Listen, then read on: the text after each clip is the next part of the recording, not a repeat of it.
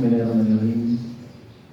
Assalamualaikum warahmatullahi wabarakatuh. Waalaikumsalam warahmatullahi wabarakatuh. Innal hamdalillah nahmaduhu wa nasta'inuhu wa nastaghfiruh wa na'udzu billahi min shururi anfusina wa min sayyiati a'malina.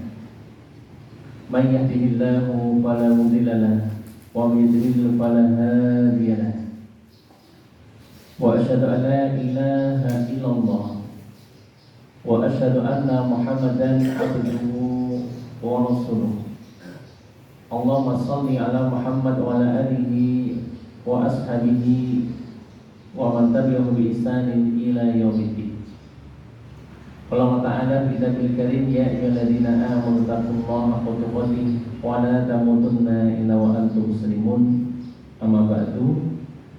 Rabbi shrah li sadri wa yassir li amri wahlul 'uqdatam min lisani yafqahu qawli. Yang saya hormati Ketua Takmir Masjid Samara. Singkatan dari mana? Sakinah Mawaddah Warahmah.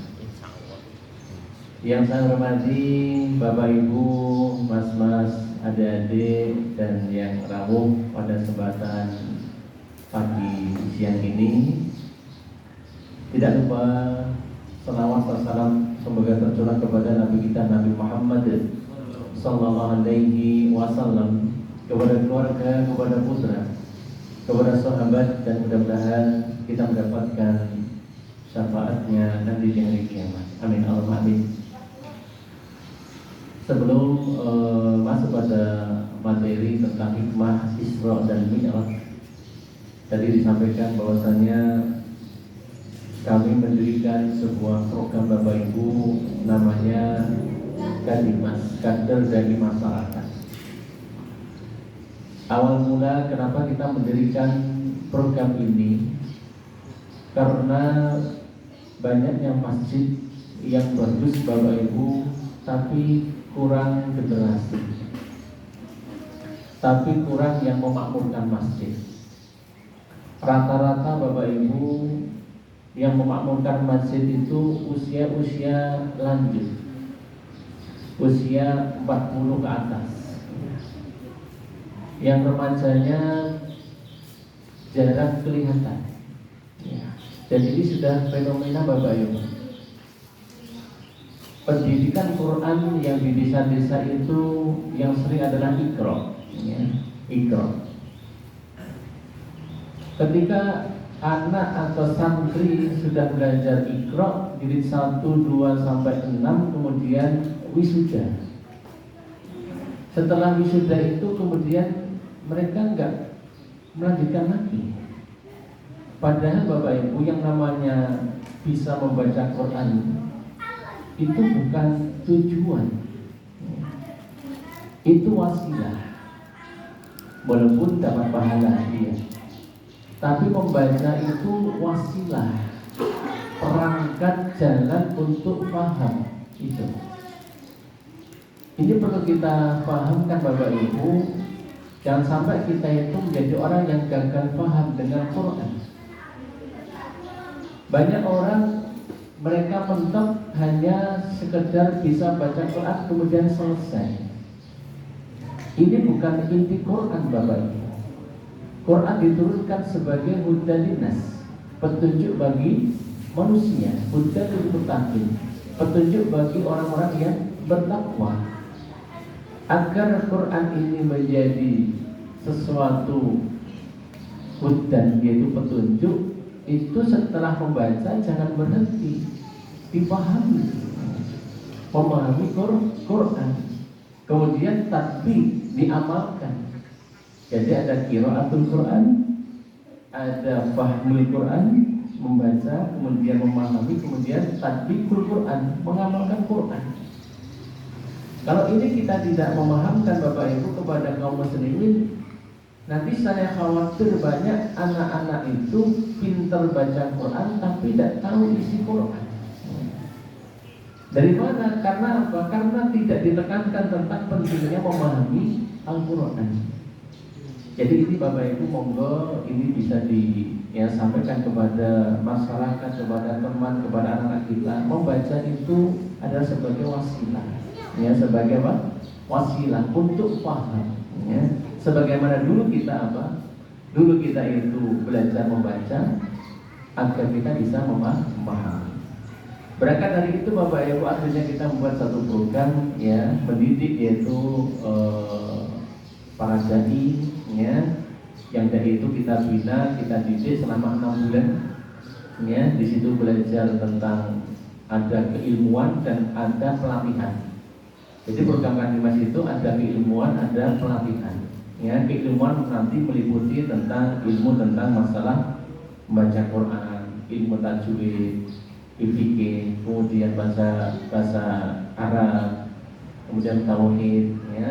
Jadi perangkat-perangkat ilmu kita sudah berikan kepada para dai. Kemudian pelatihan, ada pelatihan untuk khutbah Jumat, untuk mendidik anak-anak TPA, kemudian sampai pada rupi jenazah, ya, rupi jenazah. Ini semua kita harapkan agar mereka nanti kembali ke masjidnya masing-masing. Silahkan dimakmurkan masjidnya, seperti itu, ya.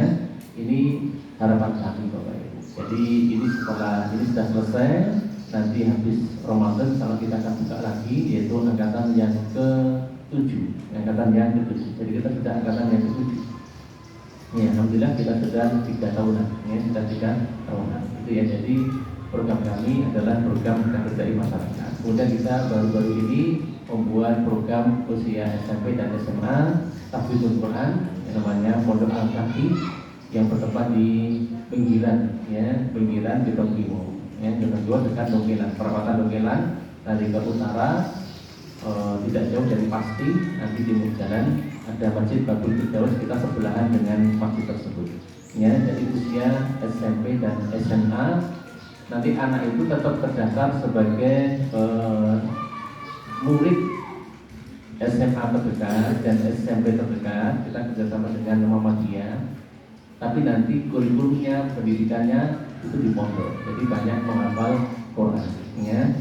Sehingga waktu yang singkat itu akan kita maksimalkan untuk belajar agama dan baca Quran atau menghafal Quran, ya. Untuk agama, untuk pendidikan yang materi-materi yang umum akan kita ambil yang pokok-pokok saja, ya, seperti itu. Itu harapan kami agar nanti anak-anak itu bisa menjadi anak-anak yang baik, anak-anak yang soleh dan solihah, bisa mukim dan bisa non mukim, ya. Jadi yang mukim berarti kita sediakan asrama, kalau yang non mukim berarti berangkat pagi, pulangnya sore. Ya, Bapak Ibu yang dirahmati Allah Subhanahu wa taala, kita masuk pada materi inti bahwasanya perjalanan atau sebuah peristiwa namanya Isra dan Mi'raj. Isra dari kata asra yusri isra, ya, memperjalankan, ya, memperjalankan. Sebagaimana Allah mengatakan subhanalladzi asra bi 'abdihi lailan minal masjidil haram ilal masjidil aqsa, ya. Maha suci Allah alladzi asra, yang telah memperjalankan, ya, asra yusri, yaitu apa? Bi 'abdihi, yaitu hambanya, lailan, di waktu malam, ya. Bahkan tidak sampai satu malam utuh, hanya sebagian malam. Minal masjidil haram, dari masjidil haram, ya, maka kemudian ila masjidil aqsa, sampai ke masjidil aqsa. Masjidil Aqsa, ya, atau Baitul Maqdis, ya, dulu tempat para nabi kan di sana Bapak Ibu, ya. Dari Bani Israel. Jadi Israel itu siapa? Israel adalah Nabi Yakub. Jadi Israel adalah Nabi Yakub alaihissalam. Nabi Ibrahim punya anak, ya, punya istri 2, satu Sarah dan Hajar. Dari Hajar punya anak namanya Ismail, ya. Tidak ada nabi itu sampai akhirnya kepada Nabi Muhammad Sallallahu Alaihi Wasallam.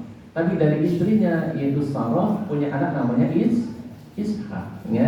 Dari Ishak punya anak namanya Yakub. Nah, Yakub inilah yang terkenal, ya, dengan nama Israel, ya. Jadi beda dengan negara Israel, ya, bukan.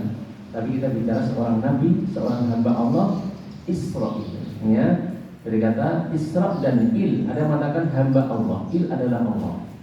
Ada yang mengatakan Isra adalah orang yang sering melakukan perjalanan di waktu malam atau beribadah di waktu malam. ya, maka dikatakan dengan Israil. Sehingga keturunan dari Nabi Yakub dikatakan dengan Bani Israil, ya, Bani Israil. Sampai kemudian nanti dari Bani Israil itu, karena Nabi Yakub punya anak 12, ada salah satunya ada Nabi Yusuf bin Yamin, ada Yahuda, ada Lawi, ada 12. Jadi yang terkenal dari 12 suku dari keturunan Nabi Yakub alaihissalam. Di situ nanti berkembang banyak para nabi, ya, Nabi Musa, Nabi Zakaria, Nabi Musa, kemudian Nabi Daud, Nabi Sulaiman. Dari situ banyak nabi. Dan semua di sekitar situ Bapak, ya, di sekitar apa? Yaitu Syam, ya, atau Baitul Maqdis atau Masjidil Aqsa. Iya. Sehingga Bapak Ibu yang dirahmati Allah Subhanahu wa taala, ini penting sejarah. Jadi kita memahami, waktu itu kan sempat Nabi Yusuf dimasukkan ke dalam sumur oleh saudara-saudara yang 10 tadi itu. Akhirnya Nabi Yusuf dibawa dijual ke Mesir, ya. Nah, akhirnya kemudian ketika terjadi konflik, Nabi Yusuf kan sudah menjadi seorang pejabat. Nah, saudara-saudara yang tadi yang 10 tadi itu kan dia mencari makanan sampai ke Mesir, ya. Singkat cerita, Nabi Yusuf memberikan maaf kepada mereka dan saudara-saudara dan bapaknya Nabi Yakub dibawa kemana? Ke Mesir. Sehingga Mesir itu banyak, ada 2 golongan yang terkenal, Kipti dan Israel, ya. Sampai akhirnya di masanya Fir'aun, akhirnya Bani Israel diusir dari mana? Dari Mesir, ya, dari Mesir. Itu sejarah. Nah, kenapa ini perlu kita sampaikan Bapak Ibu yang dirahmati Allah SWT? Karena banyak orang meragukan tentang kenabian Nabi Muhammad SAW. Jadi orang-orang Yahudi Bapak Ibu itu orangnya pintar, baca kitab mereka. Dalam Taurat itu sudah diterangkan akan datang seorang nabi, ya, seorang nabi di akhir zaman. Sehingga mereka dari Syam, dari daerah Palestina, mereka pergi ke Madinah, ya. Ada 3 suku yang terkenal atau Bani Nadir, Qainuqa dan Quraidah. Harapan apa? Mereka akan menunggu seorang nabi di akhir zaman, ya. Mereka sudah pindah ke Madinah, mereka nunggu seorang nabi di akhir zaman, ya. Karena mereka sudah yakin dalam kitab tersebut disebutkan seperti itu. Ternyata yang lahir bukan dari kalangan Bani Israel, ternyata lahir dari Bani Ismail, ya. Inilah mereka terpecah. Wa ma tafarraqal ladina utul kitaba illa min ba'di ma ja'atuhumul bayyinah, ya. Jadi mereka terpecah, ada sebagian iman, sebagian tidak beriman.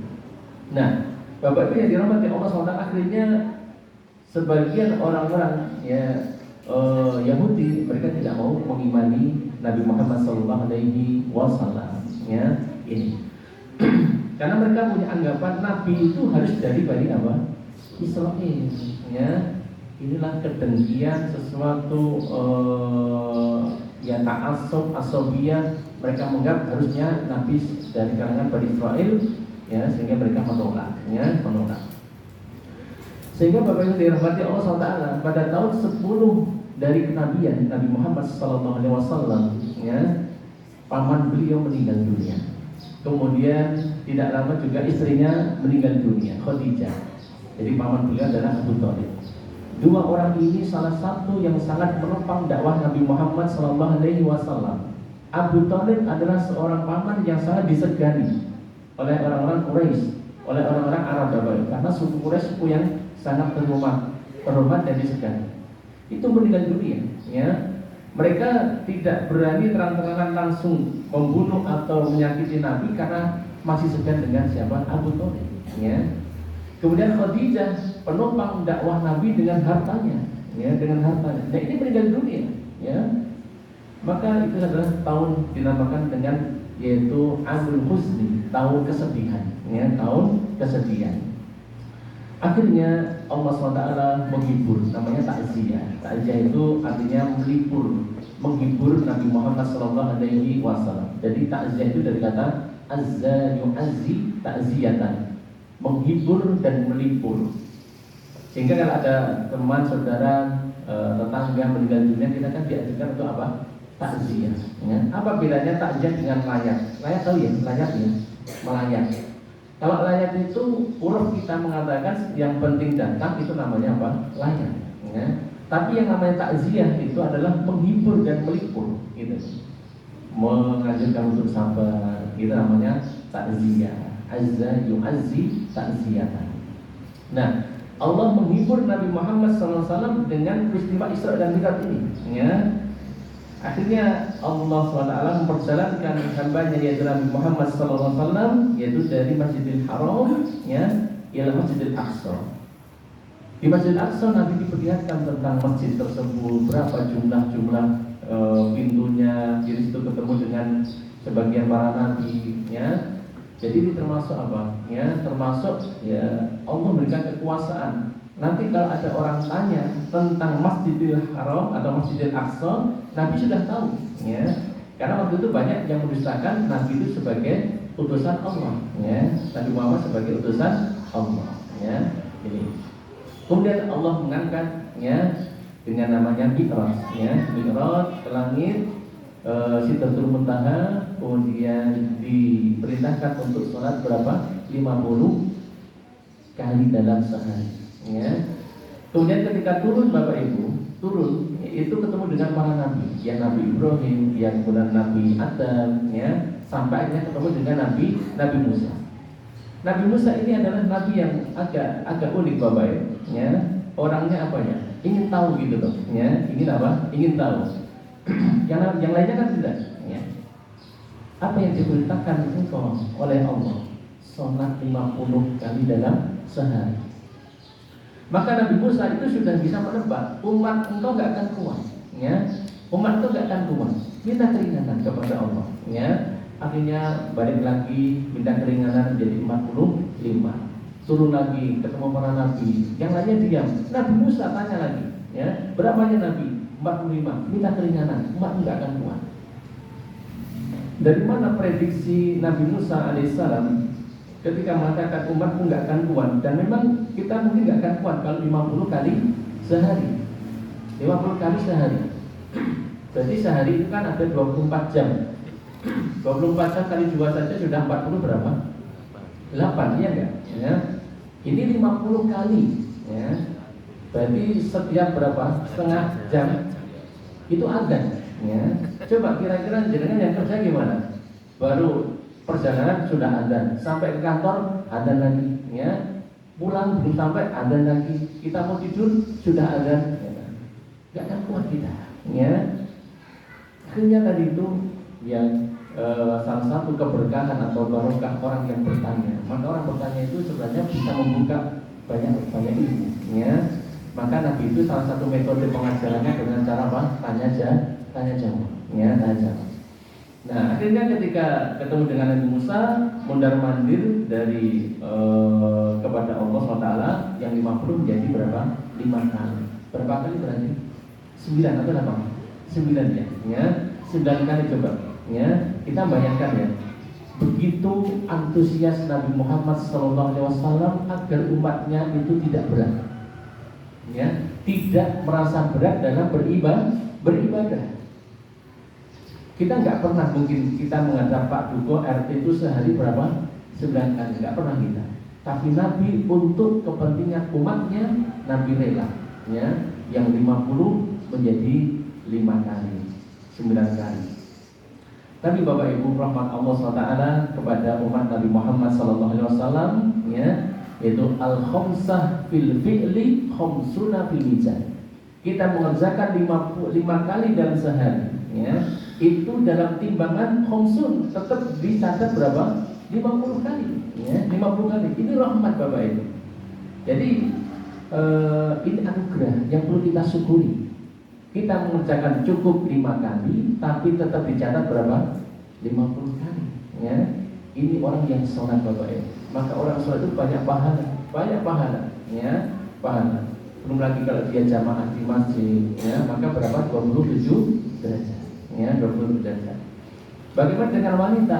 Ya, wanita ada hukum khusus, ya, hukum khusus bagi wanita. Boleh dia di masjid, tapi boleh juga di rumah. Kalau di rumah dia sendirian, nanti nggak dapat 27 derajat. Tidak seperti itu hukumnya, ya. Wanita walaupun dia di rumah tetap dia baik, ya. Artinya bisa jadi tetap sepadan dengan orang yang laki-laki di di masjid. Maka kalau wanita, para ibu ya, itu kalau rumah itu diusahakan ada tempat ya khusus untuk apa? Untuk beribadah ya, bisa bentuk mushola, bisa bentuk mihrab. Orang Jawa itu punya istilah sentrong. Ada yang pernah tahu istilah sentrong kan? Ya, sentrong. Kayak Maryam itu punya tempat namanya mihrab, tempat untuk apa? Beribadah. Itulah sebaik-baik tempat untuk wanita untuk apa? Beribadah. Ya, beribadah di bagian rumahnya, di bagian rumah. Jadi wanita punya hukum apa? Khusus. Jadi dia boleh di masjid, tapi boleh juga dia di rumahnya. Ya, selama di masjid itu aman dari fitnah. Nah, Bapak Ibu yang dirahmati Allah Subhanahu wa taala. Kemudian sholat ini menjadi sebuah kewajiban, ya, kewajiban.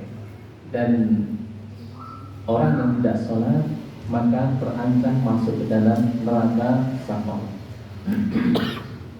Dan para nabi terdahulu itu juga telah diwajibkan untuk sholat, walaupun caranya berbeda dengan yaitu Nabi kita Nabi Muhammad SAW tata caranya. Tapi ciri mereka para nabi itu sudah ada zakat, sudah ada sholat, dan tetap mendakwakan tauhid, mengesahkan Allah Subhanahu wa taala dalam beribadah. Ya. Ancaman orang yang meninggalkan sholat, ya, Allah mengisahkan atau Allah menyebutkan masalakakum fis saqar. Ketika orang itu masuk ke dalam neraka saqar, maka penduduk surga atau di situ ada malaikat yang mengatakan masalakakum fis saqar. Apa yang menyebabkan kalian masuk ke dalam neraka saqar? Qalu lam nakun minal musallin. Dulunya kami ketika di dunia bukan termasuk orang-orang yang mengerjakan apa? Sholat. Berarti sholat, meninggalkan sholat itu hukumnya dosa besar, ya, dosa besar.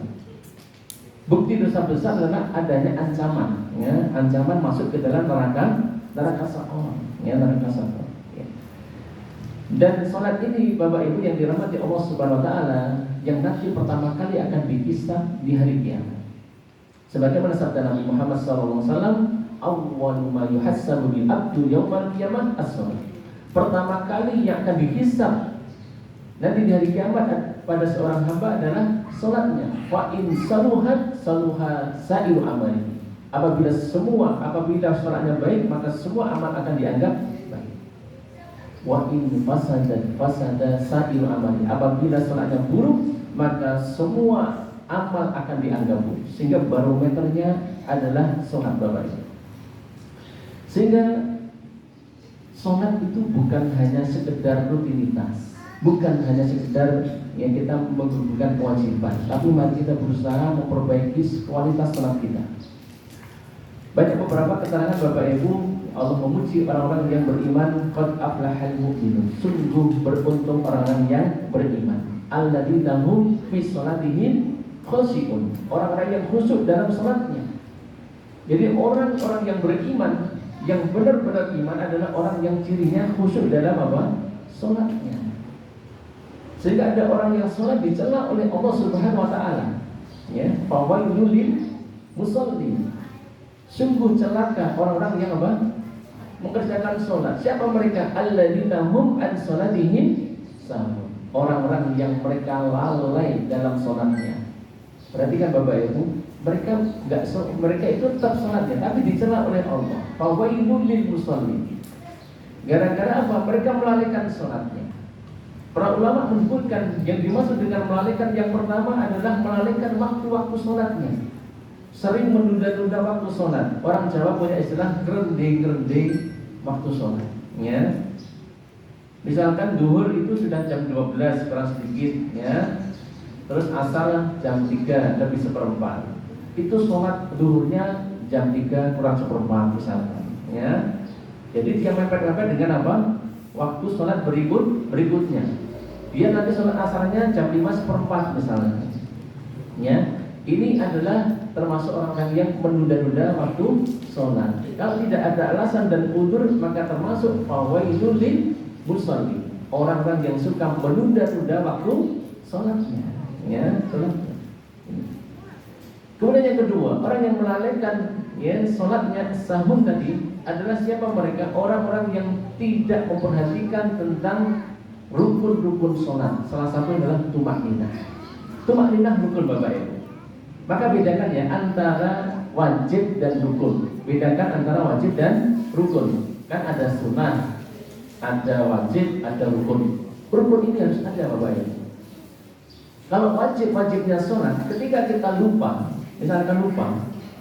misalkan harusnya at-tahiyat awal, ya, imamnya lupa, dia berdiri, ya, ketika dia sholat 4 rakaat maghrib atau misalkan zuhur, dia harusnya at-tahiyat awal dia berdiri, sudah sempurna berdiri, nggak usah perlu turun lagi, ya. Tapi kalau masih di pertengahan boleh dia turun. Tapi kalau sudah berdiri sempurna, nggak usah turun, ya. Nanti dia sebelum salam, ya, nanti dia sujud apa?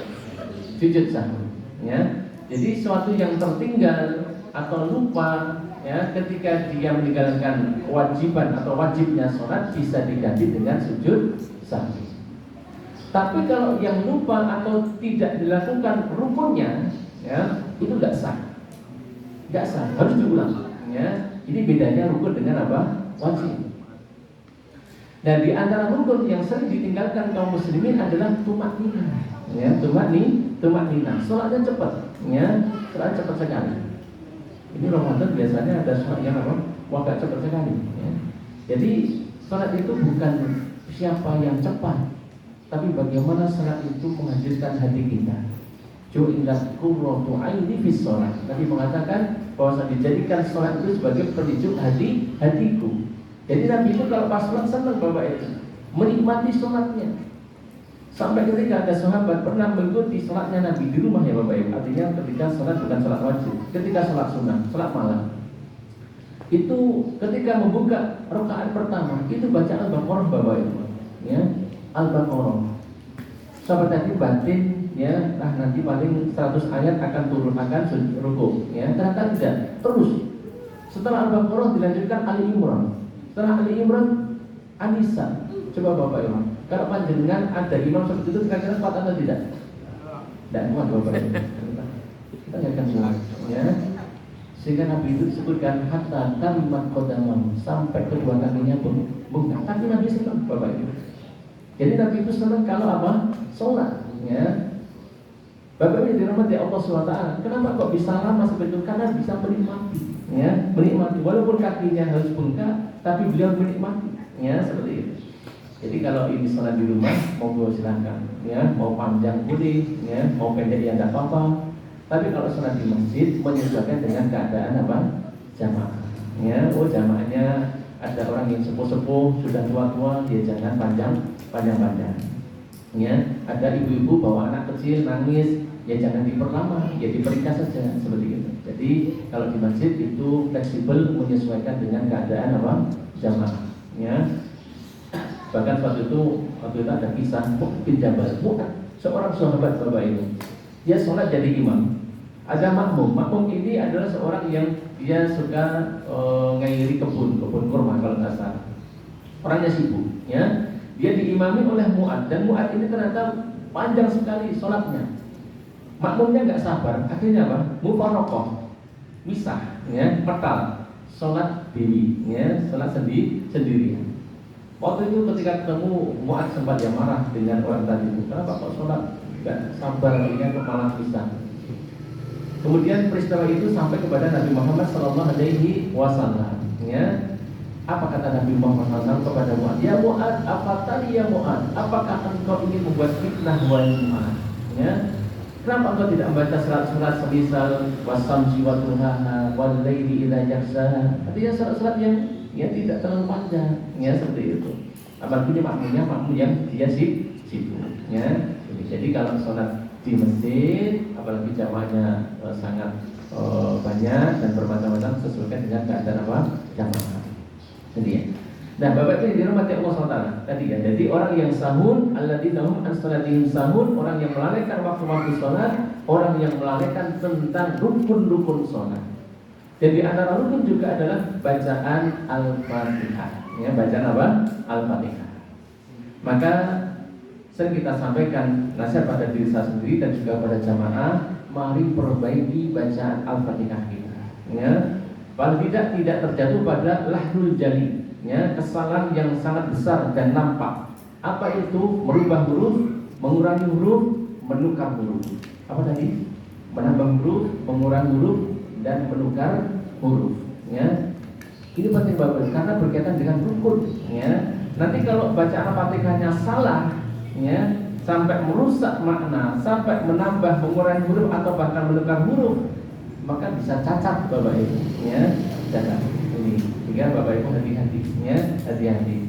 Alhamdulillah yang dibaca alhamdu. Ya, seperti itu. Bismillahi yang dibaca bismillahi. Kalau cepat itu kadang nggak terasa Bapak. Bismillahirrahmanirrahim. Seperti itu. Ya, harusnya apa? Bismillahi. Ya, pakai h.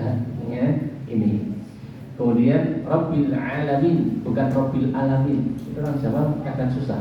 Ya, Rabbil alamin biasanya. Ya. Jadi membedakan dua huruf yang mirip-mirip Bapak Ibu. Walaupun dia mirip satu makhraj tapi pasti beda pada sifatnya. Ya, pada sifat-sifat huruf tersebut. Ya. Huruf yang paling sulit adalah apa? Huruf dot Bapak Ibu. Huruf apa? Dot. Ya. Karena apa? Huruf yang paling sulit dan paling apa ya? Makhrajnya paling panjang. Ya, maka dia punya sifat istitolah, memanjang. Kemudian dia punya sifat rakhawah. Jadi seluruh permukaan ujung lidah sampai belakang itu nempel ke atas, ya, nempel ke atas langit-langit. Tapi yang di depan cuma nempel, yang di belakang itu ditekan. Dan kanan kiri nyentuh dengan gigi apa? Gerakan. Gigi apa? Gigi gerakan. Ya, baik kanan atau kiri. Nah, ini kan perlu latihan Bapak Ibu. Ya, walau bo, ya. Jadi itu kan perlu belajar. Cuma masalahnya kalau belajar Quran sudah sepuh, ya, sudah tua, giginya sudah apa? Ompong, ya. Itu kan agak susah Bapak Ibu. Mau tempelkan ke mana? Giginya nggak ada. Ini. Sehingga Bapak Ibu yang dirahmati Allah SWT, penting kita mendidik anak-anak kita. Ya, bacaan Quran. Semua masih kecil masih bisa diperbaiki dengan cara yang mudah, insyaallah Bapak Ibu. Nah ini ya, jadi Al-Fatihah diusahakan yang baik, minimal tidak terjatuh pada lahnul jari, ya, lahnul jari, kesalahan yang besar dan tampak. Kemudian yang ketiga Bapak Ibu, dikatakan sahun orang-orang yang mereka tidak melakukan sholat dengan khusyuk, tidak memperhatikan khusyuknya. Ya. Bapak Ibu, khusyuk ini anugerah, perlu kita ikhtiar dan berdoa. Ya. Allahumma inni a'udzubika min qalbin la yakhsha. Ya, salah satu doa yang Allah memohon kepada Engkau, ya, perlindungan dari hati yang tidak khusyuk. Sebab Bapak Ibu, kalau kita hanya sekedar sholat dan kita tidak ada ikhtiar untuk khusyuk, saya yakin kita nggak khusyuk Bapak Ibu. Ya, faktornya banyak. Untuk tidak khusyuk itu faktornya sangat banyak. Ya, kadang kita sudah sholat, sudah di masjid, ya, gerakannya sudah gerakan sholat, bacaannya bacaan sholat, tapi hati kadang nggak ikut apa? Sholat. Kira-kira Bapak Ibu pernah atau tidak? Pernah ya? Ya. Badan kita di masjid, pikiran di rumah, ya. Kadang pikiran di tempat kerja, di kantor. Kalau yang petani ya di sawah, pikir, ya. Kadang pikirnya yang lain, ya. Ini Bapak Ibu, ada satu jin atau setan yang namanya hinjib, ya, hinjib. Hinjib ini ketika orang sudah Allahu Akbar, dia akan mengingatkan perkara yang tadinya tidak keingat. Sehingga dia akan tersibukkan dengan apa? Dengan urusan dunia Bapak Ibu. Ya. Sehingga dia memikirkan urusan dunia sampai salam. Ya. Maka dari Bapak Ibu, saya menulis sebuah buku kecil Bapak Ibu, ya, kiat-kiat khusyuk sholat dengan memahami maknanya. Karena di antara faktor yang terbesar sebagian kaum muslimin yang sholat ini kalau tidak khusyuk, kenapa? Salah satu faktor adalah tidak memahami apa yang dibaca, ya, tidak memahami apa yang dibaca, ya. Maka sholat ini Bapak Ibu, paling tidak ada 4 yang harus kita lakukan, ya, dalam sholat ini Bapak Ibu. Satu, ya, sikap kita itu memang mencerminkan orang yang tunduk dan khusyuk Bapak Ibu. Maka sedekah itu Bapak Ibu itu mencerminkan orang yang khusyuk dan tunduk, pandangan ke arah tempat sujud, ya, ke tempat sujud. Kemudian yang kedua, bacaannya jelas, apa yang kita lafalkan itu jelas, ya. Sehingga tidak boleh orang sholat kok diam saja. Ada sebagian itu sholat itu dia bibirnya itu gak gerak. Maka yang seperti ini bisa batal Bapak Ibu. artinya tidak dianggap sholat. Jadi sholat itu ada gerakan bibir, ucapannya jelas. Yang ketiga, memahami apa yang dibaca, ya, memahami apa yang dibaca. Yang keempat, hadirkan hati tentang apa yang dibaca kita, ya. Sehingga ketika kita misalkan baca doa, Allahumma inni a'udzubika min adzabi jahannam wa min adzabil qabr wa min fitnatil mahya wal mamat wa min syarri fitnatil masiihid dajjal, maka terbayang di situ tentang bagaimana kengerian tentang neraka jahanam, tentang bagaimana azab kubur, ya. Kita mohon kepada Allah perlindungan dari fitnah dunia, kehidupan dan kematian, dari masiihid dajjal. Masiihid dajjal ini fitnahnya besar Bapak Ibu, ya. Sehingga kita mohon kepada Allah wa min syarri fitnatil masiihid dajjal, ya. Yang punya istilah masih itu dua. Satu Isa al-Masih, yang kedua Masiihid dajjal. Kenapa Nabi Isa dikatakan Masih dan kata Masah tadi, ya? Masah itu masah yang mengusap. Dengan izin Allah, dengan usapannya Nabi Isa alaihissalam, orang yang sakit bisa sembuh. Bahkan ada orang yang meninggal dunia Bapak Ibu, dengan izin Allah diusap bisa apa? Hidup lagi. Ini luar biasa, ujian. Maka orang-orang mengatakan ini bukan manusia biasa, ya. Yang punya kemampuan bisa menghidupkan hanya siapa? Tuhan. Maka Nabi Isa banyak menganggap dikatakan dengan anak Tuhan. Tapi Allah mengatakan lam yalid wa lam yulad. Allah tidak pernah berputra dan tidak pernah diputrakan. Sehingga fitnahnya besar, ya. Orang yang tidak hati-hati dalam berakidah, ya, maka bisa jadi terjerumus dalam menganggap bahwasanya Isa adalah anak siapa? Ibnullah, ya, anaknya Allah. Besok Bapak Ibu, Dajjal itu fitnahnya juga besar. Tapi bedanya kalau Isa adalah seorang hamba soleh, seorang nabi, ya, tapi Dajjal ini seorang makhluk yang kufur, tapi fitnahnya sama-sama besar. Salah satu bukti fitnahnya besar masih ini, siapa Dajjal ini, ya, dikatakan masih karena mamsuh matanya. Bapak Ibu, Dajjal itu matanya berapa? Matanya berapa? Satu atau dua? Matanya dua Bapak Ibu, ya. Jadi bukan matanya di satu itu bukan seperti ini, bukan, ya. Jadi matanya dua, tapi yang satu julik Bapak Ibu. Yang satu apa? Julik mamsuh, ya, terhapus atau julik.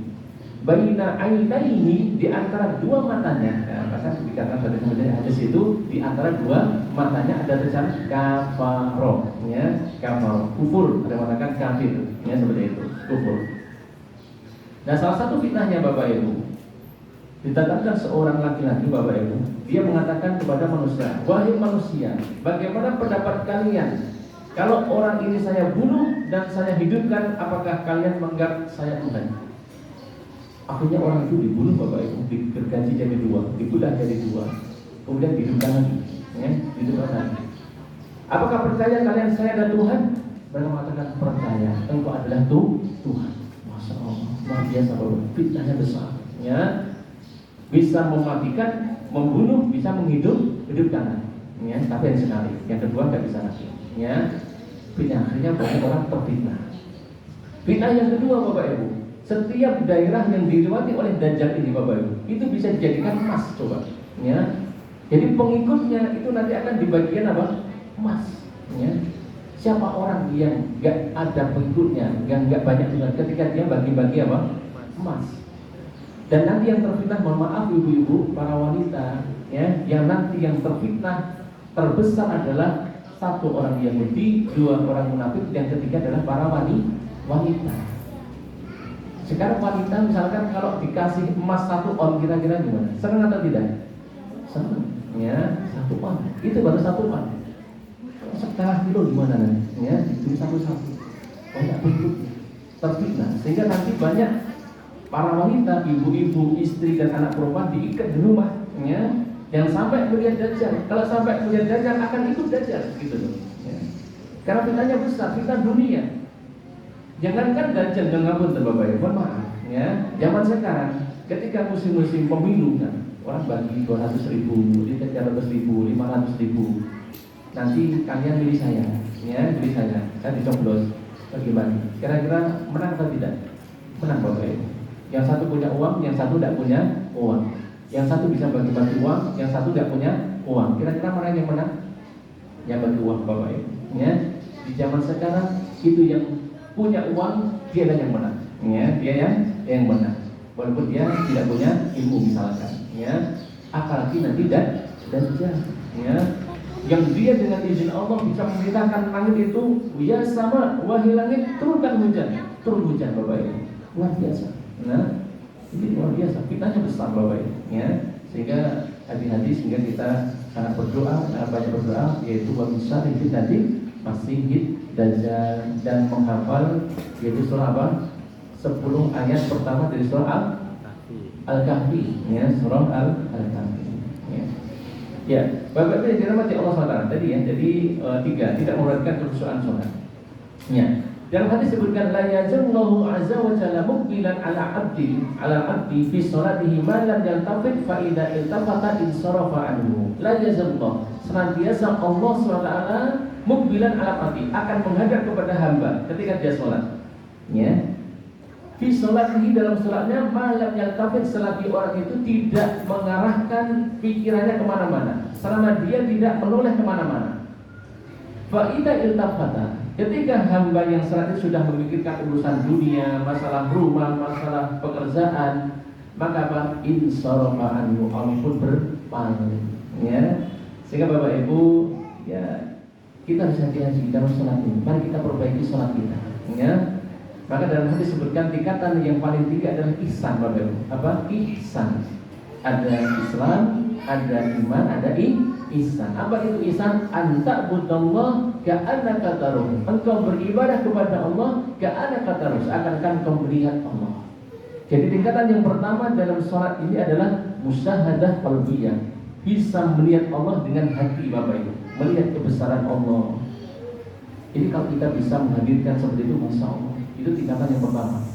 Fa ilam takun tarahu fa innahu yaraka. Jika engkau tidak bisa melihat Allah, maka Allah mengawasi, Allah melihatmu.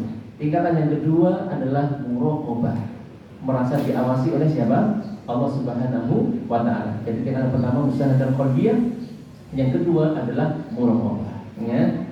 Jadi Bapak Ibu, mari kita berusaha ke arah sana, ya. Yaitu apa? Salatnya yang khusyuk.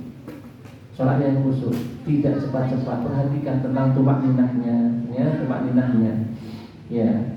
Karena pada hadis disebutkan awwalu ma yurfa'u min hadil ummah, pertama kali yang akan dicabut, diangkat dari umat ini al-khusyu'u, yaitu apa? Khusyuk. Hatta la taru fiha rajulan khasyan, sehingga engkau tidak akan dapati orang yang salat itu apa? Khusyuk. Dan itu bisa terjadi, yang dimaksud rajul ini adalah kita, Bapak Ibu, ya. Kadang kita sudah sholat tapi enggak khusyuk, ya. Awwalu ma yurfa'u min hadil ummah al-khusyuk. Pertama kali yang dicabut dari umat ini adalah apa? Yaitu kekhusyukan dalam sholat, ya. Bapak Ibu dirahmati Allah Subhanahu wa taala. Sehingga sekali lagi mari kita berusaha, ya, ketika sholat kita baik akan ada pengaruh baik pada perilaku kita. Inna sholata tanha 'anil fahsya'i wal munkar. Sesungguhnya salat itu bisa mencegah perbuatan keji dan munkar, ya. Maka salat yang baik adalah salat yang bisa mencerminkan akhlak yang baik, ya, akhlak yang baik. Ini. Masih ada waktu sekitar 10 menit, kita sedikit lanjutkan, ya, kiat-kiat tentang khusyuk dari rumah. Kalau bapak-bapak kalau mau sholat di masjid maka sangat bagus wudu dari rumah, ya. Maka disebutkan dalam hadis man tatahhara fi baitihi, pada siapa dia bersuci dari rumahnya kemudian dia berjalan ke masjid, ya, untuk menunaikan salat wajib, maka setiap langkahnya akan mengurangi dosa dan setiap langkah akan apa? Menaikkan derajat. Tarfa'u darajatan, menaikkan apa? Derajat. Ya. Kemudian ketika wudu ini Bapak Ibu diperbaiki dan disempurnakan wudunya, ya. Jangan sampai ada bagian-bagian tubuh yang wajib dibasuh tapi tidak kena air, ya, kena air. Nanti dari kiamat orang itu akan bersinar, ya, itu dengan cahaya apa? Min asari wudu, dari cahaya bekas wudunya, ya. Maka sempurnakanlah wudunya yang wajib. Jadi nanti dalam wudu itu ada istilah ghuslu, ya, mencuci, ada istilah mashu, yaitu mengusap, ya, mengusap. Kalau mengusap juga diusap, untuk bagian kepala diusap dari ujung kepala sampai apa? Sampai tengkuk, ya. Itu namanya mengusap. Tapi kalau namanya al-ghuslu adalah menggosok atau dia membasuh tapi sedikit digosok, ya, kayak ditekan-tekan Bapak Ibu, sehingga maka itu apa? Masuk, ya. Namanya wajah, ya, wajah adalah bagian ini Bapak Ibu, wajah. Nah, untuk para wanita ada istilah namanya ini apa namanya? Ini apa namanya? Hati-hati, apa hati-hati benar? Hati-hati ya. Hati-hati ini bagian wajah atau bukan ibu-ibu? Hati-hati. Artinya maksudnya gini, kan wanita kan hati-hatinya panjang, gitu kan? Ini kan panjang. Maksudnya ini bagian wajah atau bukan? Kan karena sebagian ibu-ibu itu kalau pas wudhu ini malah dia apa? Digini kan? Ini namanya apa? Ya, dikebelakangkan itu, ya. Kalau ini adalah wajah, berarti dia wajib untuk dibasuh. Kena apa? Kena ini, gitu loh. Ya, ini bagian dari wajah. Ini. Nah, termasuk nanti bagian yang boleh tampak ketika sholat adalah apa? Wajah dan telapak tangan. Ya. Pertanyaannya, leher wajah atau bukan? Bukan. Dagu leher atau bukan? Apa wajah atau bukan? Dagu. Apa dagu bukan? Nah, ini.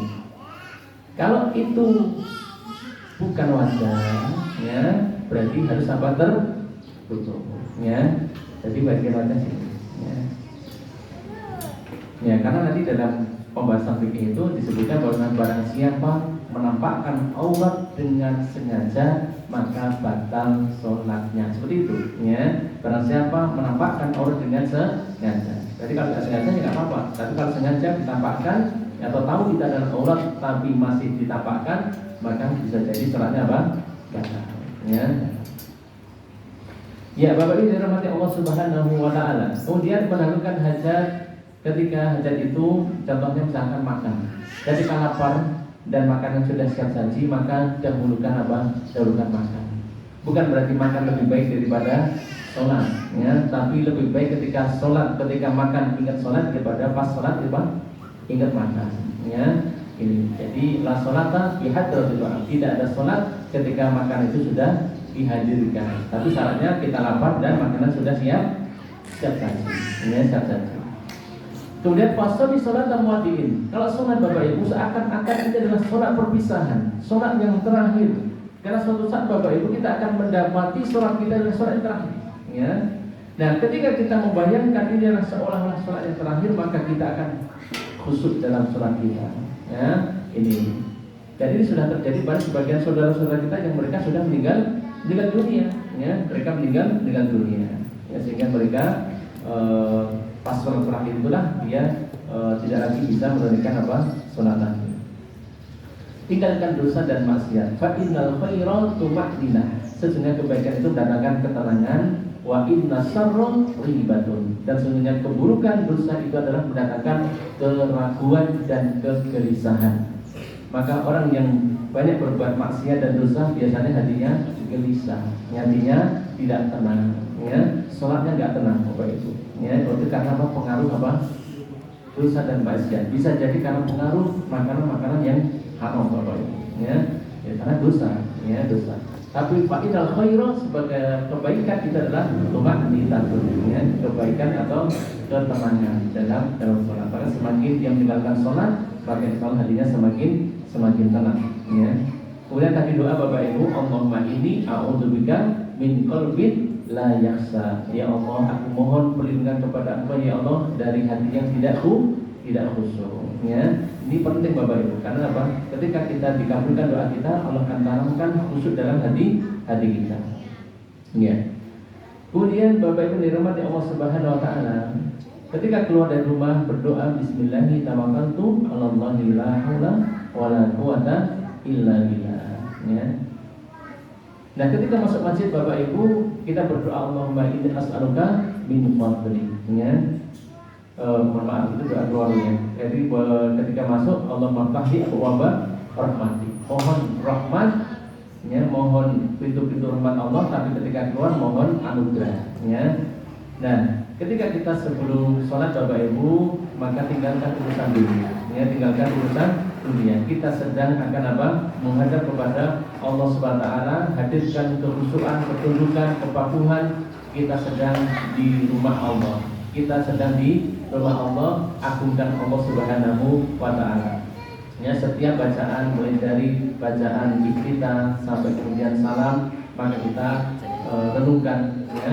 Terutama ada sebagian ulama menasihati ketika engkau baca yaitu Maliki Yaumiddin, lanjutkan hatimu bahwasanya engkau sedang di hari kiamat. Maliki Yaumiddin, Allah yang menguasai hari kiamat. Nanti kita akan dihisab oleh Allah. Nanti kita akan ditimbang amal kita. Kita akan dibagikan amal catatan kita, nasrul dawawin. Kemudian perjalanan yang paling mengerikan Bapak Ibu dan paling menakutkan adalah ketika seorang yaitu berjalan di atas sirat ya. Sebuah titian yang dikatakan oleh para ulama ad-daqqu minasyar ahadu minasayf, lebih lembut daripada rambut dan lebih tajam daripada pedang. Dan sifat sirat itu adalah licin Bapak Ibu, licin ya. Sehingga banyak orang terjungkal ya, orang yang terjungkal masuk ke dalam neraka apa? Jahanam. Maka bayangkan itu Bapak Ibu, sehingga kita banyak berdoa kepada Allah agar kita diberikan perlindungan oleh Allah dari adab apa? Adab neraka jahanam. Dan di situ banyak pengait-paitnya Bapak Ibu. Pengaitnya itu siap menyambar orang-orang yang ya dikehendaki oleh Allah SWT. Tapi ada orang yang diselamatkan ya, ada orang yang berjalan yaitu kalbarki, seperti apa? Seperti kilat, cepat sekali.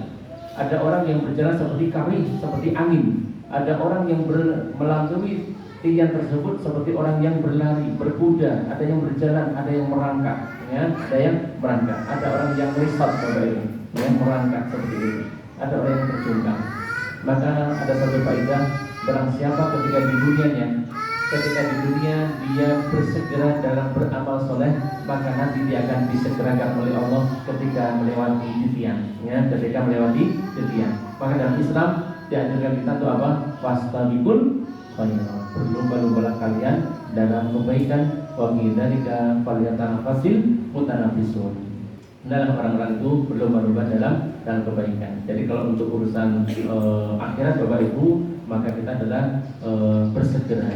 Ya, al-iftar mendahulukan orang lain itu hanya berlaku dalam urusan dunia. Ya, kalau dalam urusan dunia maka silahkan mendahulukan untuk orang lain. Monggo silahkan jenengan yang duduk, silahkan jenengan yang makan dulu, silahkan jenengan, itu dalam urusan dunia. Tapi kalau untuk urusan akhirat, al-istar itu makruh Bapak Ibu. Ya, karena dalam Islam kalau untuk urusan kebaikan adalah fastabiqul khairat, berlomba-lomba dalam kebaikan ya, seperti itu. Wallahu a'lam bishawab.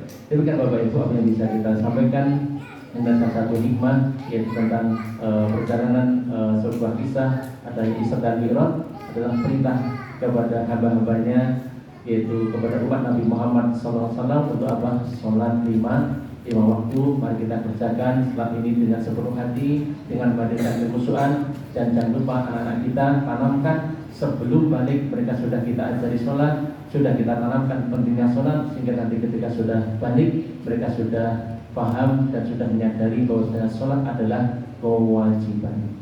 Demikian, apabila banyak kesalahan saya mohon maaf. Mudah-mudahan kita diberikan umur yang panjang, mudah-mudahan kita diberikan anak-anak yang soleh dan solihah, dan kita bisa menjalankan perintah-perintah Allah Subhanahu wa taala. Amin Allahumma amin. Barangkali banyak kesalahan, kekurangan saya mohon maaf. Akhirul kalam, assalamualaikum warahmatullahi wabarakatuh.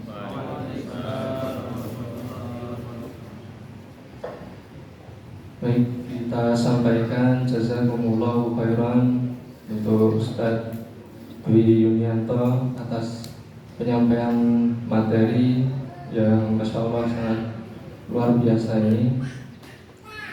Ada dua poin yang saya tangkap Ustaz. Yang pertama itu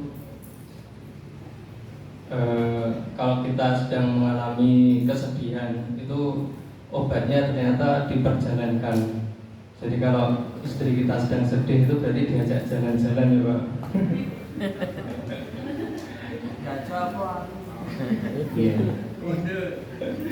Kemudian yang kedua, hikmah dari Isra Mi'raj itu adalah proses tawar-menawar Nabi kita Muhammad SAW untuk perintah sholat 5 waktu. Jadi sholat 5 waktu itu adalah sudah harga pas, sudah gak bisa ditawar lagi berarti Bapak-bapak.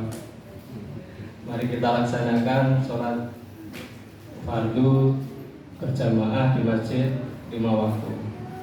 Baik, untuk selanjutnya Bapak-bapak, Ibu-ibu, dipersilakan jika ada pertanyaan. Kami buka 3 pertanyaan, monggo dipersilakan.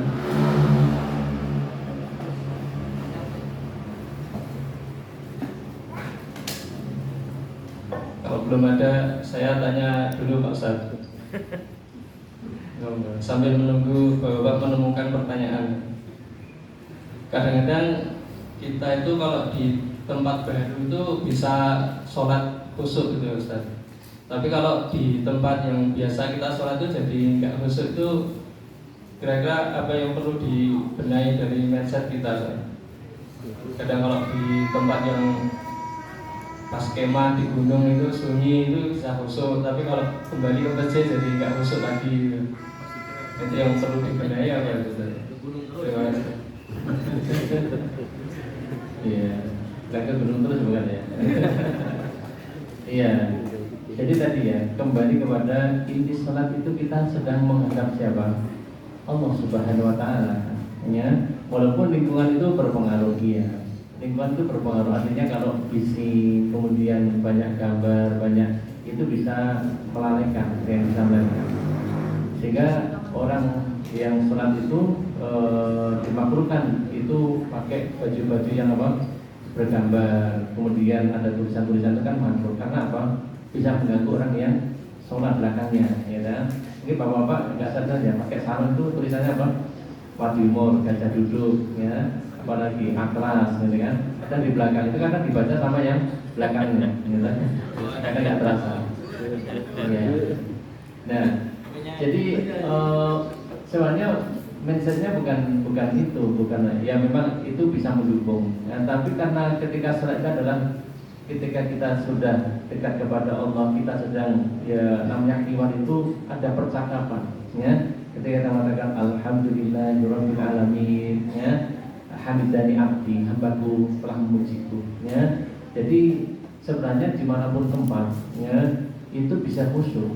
Ketika kita menyadari bahwa kita itu bukan masalah lingkungan, tapi karena kita sedang kepada siapa, kita sedang menghamba, kita sedang sholat, kita sedang mengabdi, beribadah, ya. Sehingga dimanapun berada, mau di rumah, pas salat tahajud misalkan, atau di masjid, ataupun dimanapun berada, ketika kita sudah mencapai tingkatan tadi itu yang muraqabah atau bahkan musyahadah, memahami kepada siapa kita sedang berhadapan, maka insya Allah akan hadir kekhusyukan, ya, hadir kekhusyukan. Ini yang penting adalah penyadar tadi itu, tindakan ihsan tadi itu. Ini pentingnya, memahami apa yang dibaca, menghadirkan, yaitu seolah kita sedang betul-betul di hadapan Allah, ya, sehingga kita akan khusyuk, ya, entah mau di masjid, entah mau di rumah, entah mau di hutan atau di pinggir sungai misalkan, ya, tetap ada khusyuk. Tapi kalau orang sudah nggak khusyuk, mau di masjid, mau di sungai, mau di hutan, tetap apa? Nggak khusyuk, karena memang tidak khusyuk, ya. Jadi yang perlu diperhatikan adalah tentang makna ibadah sholat tadi itu, ya. Wallahu a'lam bishawab. Terima kasih Ustaz atas pencerahannya. Monggo ibu-ibu ada yang mau ditanyakan tentang jalan-jalan tadi ibu-ibu? Mampir ke Perpomas ya. Monggo Pak Bagus. Jadi Ustaz, terkait dengan sholat, kadang kan saking Seperti yang tadi saya sampaikan, terkadang kita lagi sholat banyak mengingat dan lain sebagainya. Terkadang kita lupa rakaat keberapa ini. Ini rakaat ketiga atau kedua ya. Kadang terjadi seperti itu. Baiknya seperti apa Ustaz? Oh iya, berarti kalau sampai lupa, ya, lupa rakaat antara 2 dan 3, pilih yang paling sedikit. 3 atau 4 berarti pilih yang 3. 2 atau 3 berarti pilih yang 2. Karena 2 yang sedikit itulah yang yakin. Ini itulah yang yakin. Tinggal nanti tambahin. Ya, misalkan salah, ya. Misalkan kita tebakan kita salah, 3 misalnya 3 dan 4. Kita pilihkan 3. Ternyata kok itu sudah 4, ya. Kita kan nggak salah dari sisi apa? Sholatnya, dia sudah terpenuhi, hanya segera tambah saja, ya. Tapi kalau kita pilih yang banyak, itu akan salah nanti. Kalau misalkan 3 atau 4 ternyata baru 3, kita menganggap 4, berarti kan cuma berapa? 3. Ini kan berarti apa? Kurang, ya. Nah, nanti ketika kita ragu-ragu tadi itu pilih yang sedikit, nanti kita sebelum salam, ya, itu kita bisa sujud apa? Sahwi, Ya, sujud karena apa?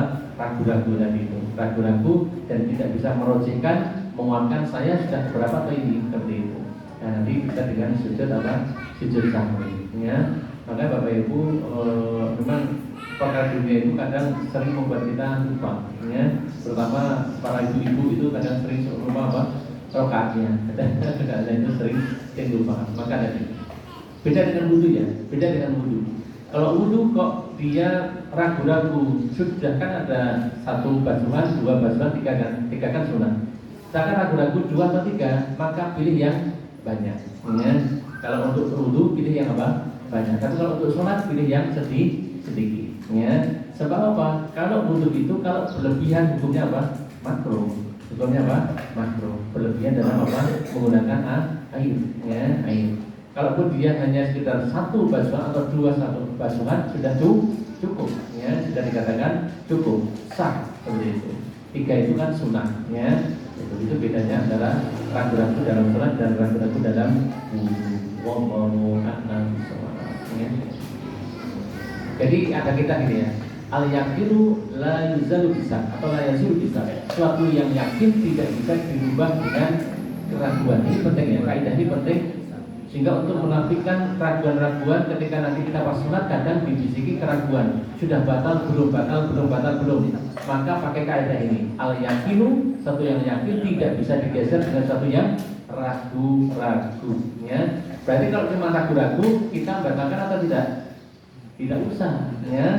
Jadi selama kita sudah yakin wudhu, kita sudah sholat kok tidak tiba-tiba ada keraguan, saya kok kayak batal, kayak enggak, batal enggak. Gak usah beranjak, tetap di situ sampai nanti dia ya yakin, gitu ya. Ini penting dibawa kemana-mana. Namanya al yakinu la yuzalu la yazulu bisa, tidak akan hilang dengan namanya keraguan. Bapak Ibu misalkan pernah punya hutang, yakin hutang, suatu saat ragu-ragu, bayar lunas atau belum, mana yang dimenangkan? Lunas belum, mana yang dimenangkan? Belum lunas, bukan lunasnya, yakin dia sudah apa? Dia yakin belum. Berarti hukum itu sesuai dengan sebelumnya, Bapak Ibu. Ya. Kalau melihat lunas tadi kan cuma harapan loh. Tapi kalau yakinnya belum, ya.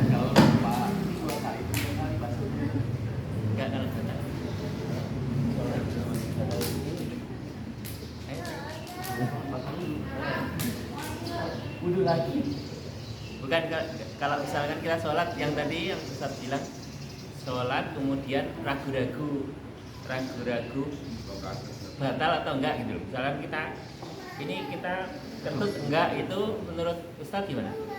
Kalau ragu-ragu, sekedar ragu-ragu, nggak usah beranjak, jangan pergi, tetap sholat. Kalau ragu-ragu loh ya, saya itu biasanya bisikan setan, gitu loh. Setan akan meragukan, membuat orang itu ragu-ragu. Maka tadi kaidah tadi itu penting. Sesuatu yang yakin tidak bisa digeser dengan keraguan, kecuali ada keyakinan yang serupa, seimbang. Ada suaranya, ada baunya, misalkan, nah itu baru dia yakin, oh saya bakal. Ya, kalau kita ragu-ragu, nanti kalau ini tidak dipakai kaidah tadi itu kita akan dipermainkan dengan keraguan, ya, keraguan. Ada orang sholat itu berkali-kali dia takbir tidak jadi-jadi karena ragu-ragu, ya, sampai bilang Allah dengan karena ragu-ragu, ya. Jadi jangan dipermainkan dengan keraguan. Saya punya teman itu dulu bersuci atau dia pas wudhu itu di kamar mandi itu sampai lama sekali, ya, setengah jam ada. Ya karena itu sudah suci ragu-ragu kayak batal wudhu lagi atau wudhu lagi, jadi berulang-ulang wudhunya. Ini khawatirnya dihinggapi dengan penyakit apa? Was.